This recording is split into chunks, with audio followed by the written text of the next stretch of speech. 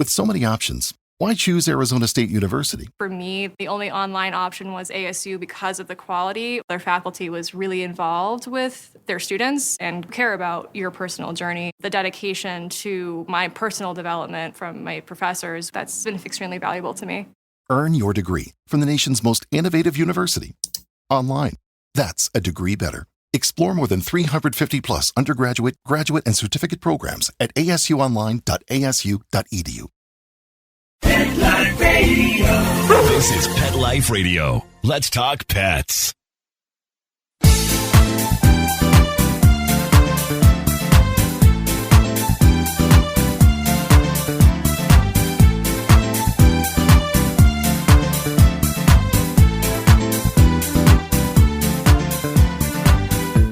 Welcome to 19 Cats and Counting, Pet Life Radio. I'm your host, Rita Reimers. I'll be talking with you about cats for the next 30 minutes. We'll be right back after this message from one of our sponsors. You know the expression, cats have 9 lives. Well, what if you can give them one more? The Give Them 10 movement is on a mission to help give cats an extra life. How? With spay and neuter. Spaying or neutering your cat helps them live a longer, healthier life. And it helps control free-roaming cat populations too. Learn more about the benefits of spay and neuter and meet Scooter, the neutered cat, at GiveThem10.org. That's GiveThem10.org. Let's Talk Pets on PetLifeRadio.com.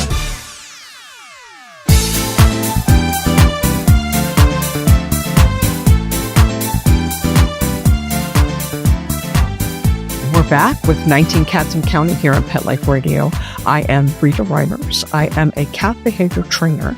I help people with their cat issues. And that's one of the reasons I do this podcast here on Pet Life Radio, is so that I can help people understand their cats a little better.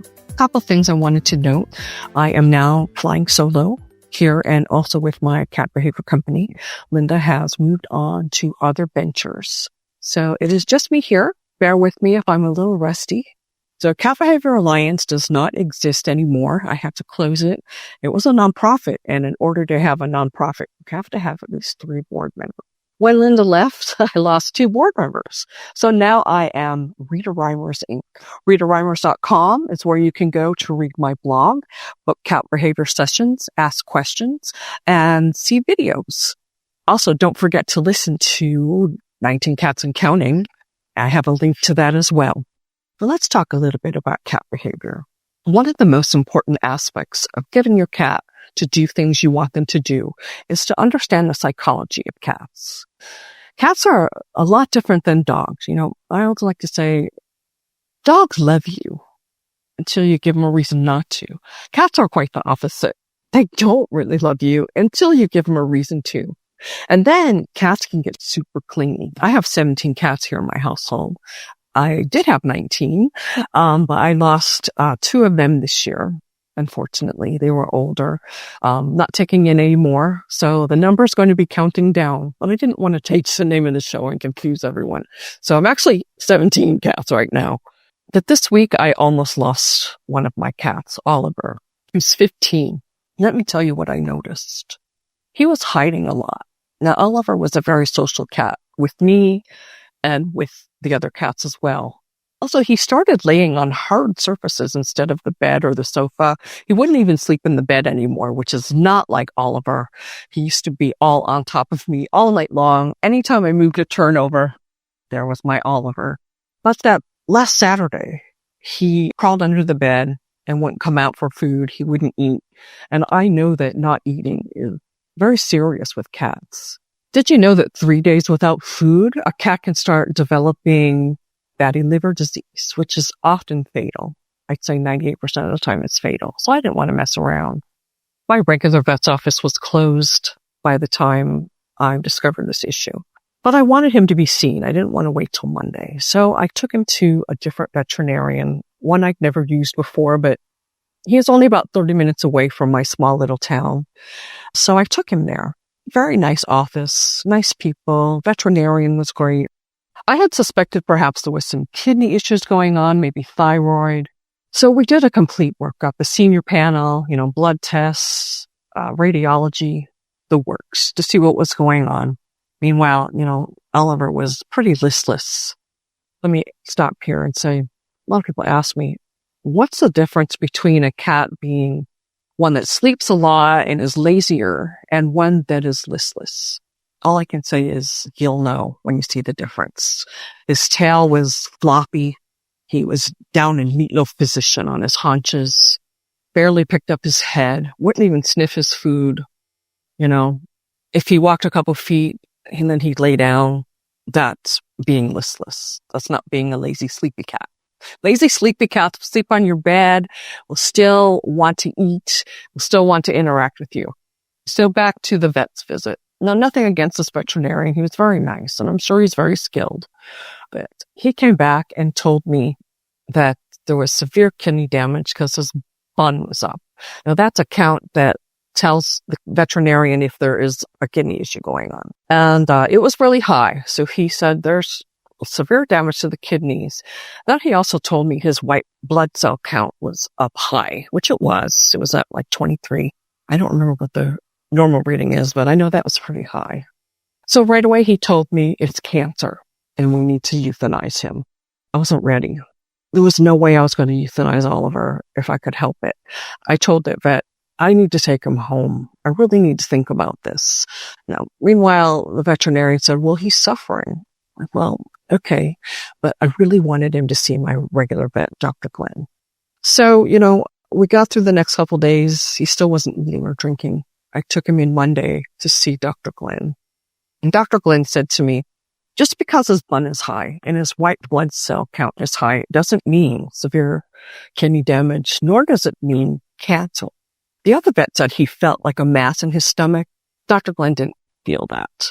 Also, his radiographs looked normal. He didn't see anything in there that would indicate a mass. So he took the blood test results and said, let me keep him here for 48 hours of observation. He needs fluids, which he did need. I got sent home with subQ fluids from the first doctor. And he wanted to give him some mass doses of antibiotic and see if it was just an infection, a really bad infection, albeit, that would clear up on its own or with the antibiotic help. So I left him. I felt better already that I didn't make the decision to put Oliver down. Oliver's 15. He's been with me for 14 years. I wasn't just going to give up that easy. So I called on Wednesday, and meanwhile, Dr. Glenn was texting me. I called on Wednesday just to see how he was doing because that was 48 hours. And Dr. Glenn said, well, if he doesn't improve soon, he's probably going to die on his own. But let's give it another day. So Thursday morning, I woke up and I thought for sure I was going to have to say goodbye. I got a very excited text from Dr. Glenn saying, he's eating this morning. I was so happy. So we kept him there one more day, and I brought Oliver home Friday. He's very thin. He is eating fine. I have to really give him stuff he loves because he's still not 100% back to normal, but he's drinking water. The first couple of days, he still was laying on hard surfaces and laying under the bed. But he'd come out when I'd walk in. I'd go, Oliver, Oliver, Oliver. And he'd come out to see me. Well, then he started getting back up on the bed for a little while, a couple hours maybe. Last night, he finally slept in the bed with me like he usually does. If I'd listened to that first veterinarian and if I had not advocated for Oliver, he would have been gone. I would not have him here. He would have died the week before. So I say to you, if you're never sure about a diagnosis, sometimes it's really obvious it's time, right? But sometimes you're on the edge. I don't know. I'm not sure. Get a second opinion. My second opinion happened to be my original vet who I trust with my life and who I would have gone to first had the office been open that weekend. But I'm glad I waited. I'm glad I questioned the diagnosis. There is no mass in his stomach, by the way. So he had just a really nasty infection, which is upper respiratory, which can also cause the bun to be high and make it look like it's kidney damage. Now he's 15. He probably does have some decreased kidney function. He probably does have some issues going on inside, but not enough, nothing that he needed to be euthanized for. That was a big lesson for me. and a lesson for you as well. If you're not sure and you're questioning, get a second opinion. Before you make a decision that's not reversible. We'll be right back after this message from our sponsors to talk a little bit more about cat behavior. Begging to hear more of your favorite show? Full episodes of all our shows are available on demand. Go to PetLifeRadio.com to fetch our entire lineup of Possum Pet podcasts. Also, dig us up in iHeartRadio and iTunes. Let's talk pets. Live and on demand, only from Pet Life Radio. Let's talk pets Let's talk pets on Pet Life Radio. Pet Life Radio. PetLifeRadio.com.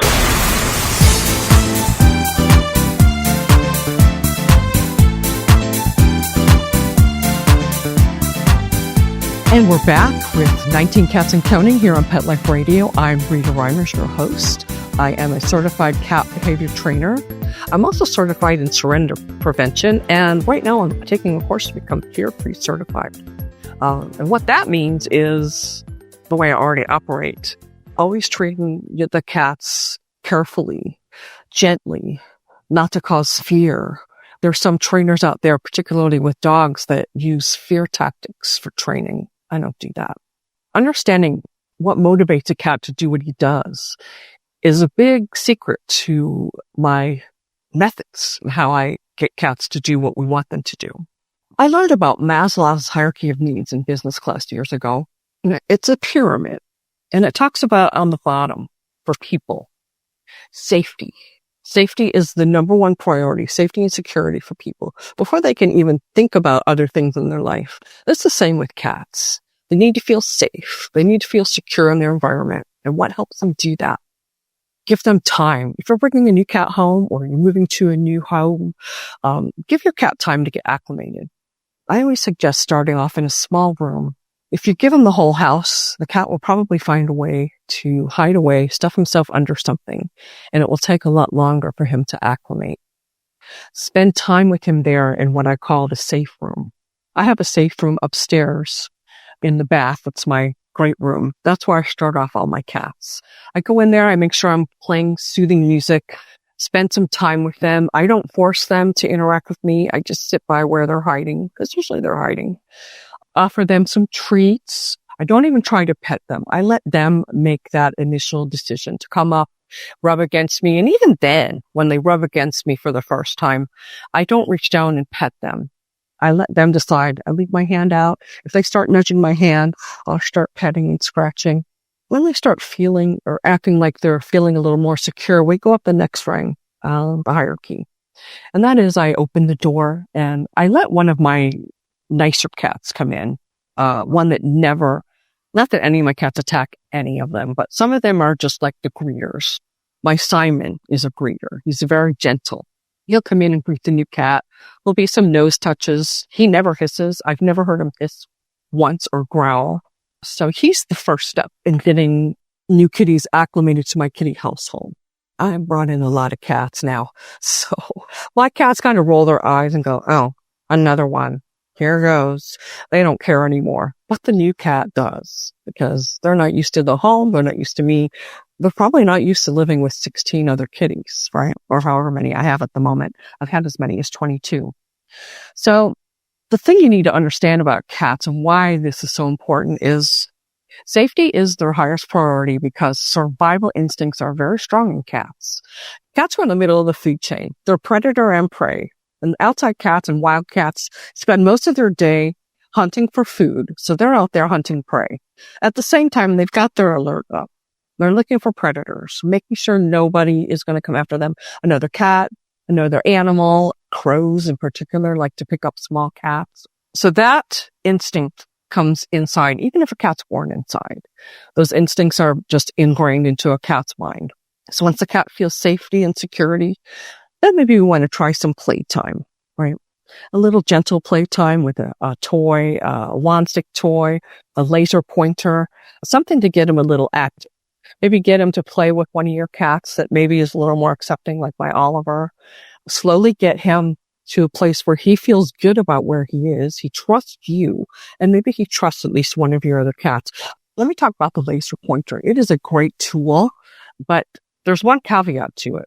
Of course, there's no catch at the end, right? It's just a dot that disappears that the cats can never physically touch. So I recommend taking some treats or even a soft, plushy toy. As you're doing the laser and you want to wind it down, throw out that toy, throw out that treat, shine the light on it, let your cat pounce on it, shut off the light. Now your cat's caught the laser. Even Jackson Galaxy agrees with that. So that is a good tool to start off with. If you have a cat that's a little more on the nervous side, like Teddy Bear is here, she's a very nervous cat, very shy. You might want to think about using some calming aids, like Rescue Remedy. One I like to use a lot is from Two Crazy Cat Ladies Cat Calm. And I also like to use Convivial House Cat.